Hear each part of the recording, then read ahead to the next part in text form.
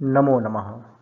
अभी आपने 37वें पाठ के पूर्वार्ध वाले वीडियो में सूतिका कक्ष में द्रव्यों का परिज्ञान किस प्रकार से किया जाता है, उन सभी के विषय में आपने जाना।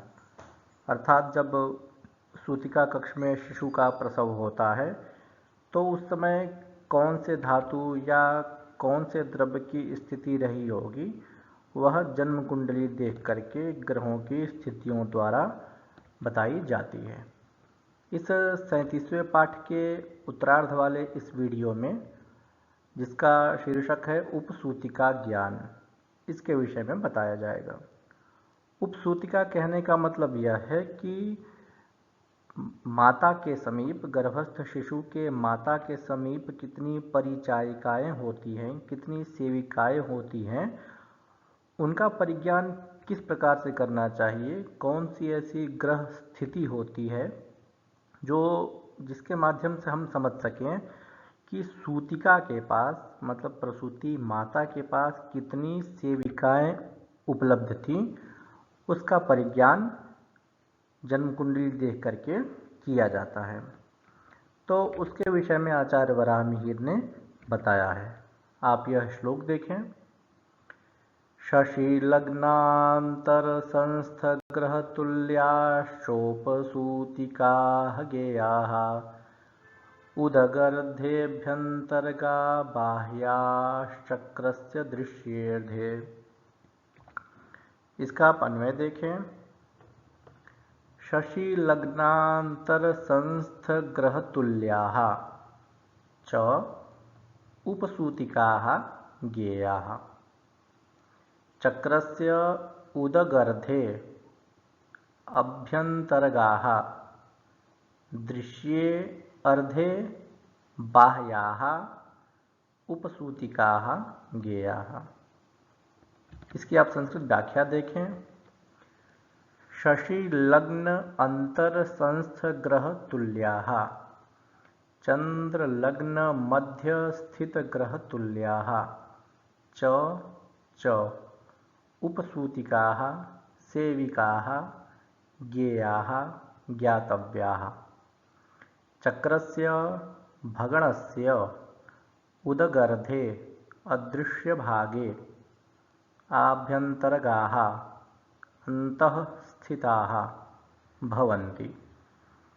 दृश्ये अर्धे दृश्यभागे बाह्याः बहिर्भूताः उपसूतिकाः गेयाः। इसके हिंदी भावार्थ को समझे आप।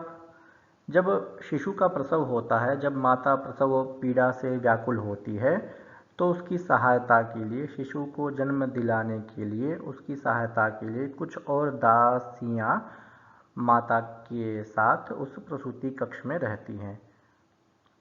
कुछ प्रसूति कक्ष के अंदर रहती हैं और कुछ दासियां या कुछ सेविकाएं या कुछ उपसूतिकाएं प्रसूति कक्ष के बाहर होती हैं। तो वह उपसूतिकाएं कितनी संख्या में होती हैं, उसका परिज्ञान करने के लिए आचार्य वराह मिहिर कहते हैं कि शशि लग्न अंतरस्थ, मतलब चंद्रमा और लग्न, इन दोनों के मध्य में जितने ग्रह होते हैं तो उतने ही सूतिकाएं उस प्रसूति कक्ष में उपलब्ध होती हैं, ऐसा समझना चाहिए। कुछ आचार्य यहाँ पर लग्न और चंद्रमा के मध्य जितने ग्रह हों उतनी उपसूतिकाएं सूतिका कक्ष में होती हैं, ऐसा समझना चाहिए। आचार्य ने शशि लग्नांतर शब्द का प्रयोग किया है, तो चंद्र और लग्न, इन दोनों के मध्य में जितने ग्रह हों उतनी उपसूतिकाएं उस कक्ष में होती हैं, ऐसा समझना चाहिए। यहाँ पर एक और विशेष बात आचार्य वराह मिहिर ने कही है कि जन्म कुंडली में जो दृश्य चक्रार्ध होता है और अदृश्य चक्रार्ध होता है, उनमें उनकी स्थितियों के द्वारा उपसूतिकाओं का अंदर होना, सूतिका कक्ष में होना अथवा सूतिका कक्ष के बाहर होना, वो प्रदर्शित होता है। ये दृश्य और अदृश्य चक्रार्ध क्या है? तो लग्न से लेकर के सप्तम भाव तक अदृश्य चक्रार्ध होता है और सप्तम भाव से लेकर के लग्न तक दृश्य चक्रार्ध होता है, मतलब वो दिखाई देता है। तो यदि दृश्य चक्रार्ध में जितने ग्रह हैं तो उतनी उपसूतिकाएं उस कक्ष के बाहर होंगी और अदृश्य चक्रार्ध में जितने ग्रह हैं उतने संख्यक उपसूतिकाएं उस कक्ष के अंदर उपलब्ध रहेंगी, ऐसा समझना चाहिए। आप इस उदाहरण के माध्यम से समझने का प्रयास करें। मेष लग्न है, लग्न में सूर्य है और कुंभ मकर राशि में चंद्रमा है, कुंभ राशि में केतु है, मकर राशि में चंद्रमा है। तो जैसा कि आचार्य कहते हैं कि चंद्र और लग्न के मध्य जितने ग्रह हों उतनी उपसूतिकाएं हों, ऐसा समझना चाहिए। तो चंद्र से लग्न हम देखेंगे तो चंद्र दशम स्थान में है, एकादश में केतु है, तो केतु की गणना नहीं की जाती है। द्वादश स्थान में शुक्र मीन राशि में है और मेष लग्न है, उसमें सूर्य बैठा हुआ है। तो देखिए, तो चंद्र और लग्न से बीच में एक ग्रह शुक्र है और एक ग्रह सूर्य भी है। यदि वह सूर्य लग्न को पार कर चुका हो, लग्न के 15 डिग्री को पार कर चुका हो, तो वो अलग हो जाएगा, लग्न से दूर हो जाएगा।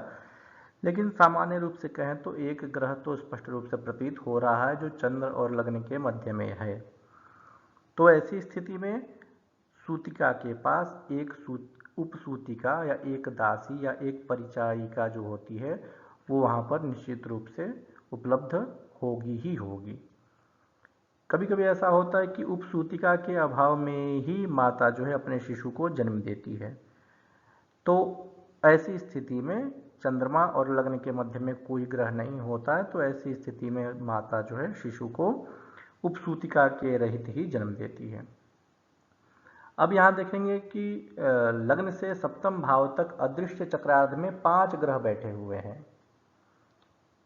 तो यहाँ पर 5 उपसूतिकाएं प्रसूति कक्ष के अंदर उपस्थित रहेंगी, ऐसा समझना चाहिए। दोनों पद्धतियां हैं। और सप्तम भाव से लग्न पर्यंत यदि हम देखें तो 3 ग्रह हैं, तो इसका मतलब प्रसूति कक्ष के बाहर 3 उपसूतिकाएं होंगी। तो इस प्रकार से दोनों पद्धतियों से चंद्रमा और लग्न से सूतिका की संख्याओं का परिज्ञान किया जाता है और दृश्य चक्रार्ध और अदृश्य चक्रार्ध से आप ऐसा कह सकते हैं।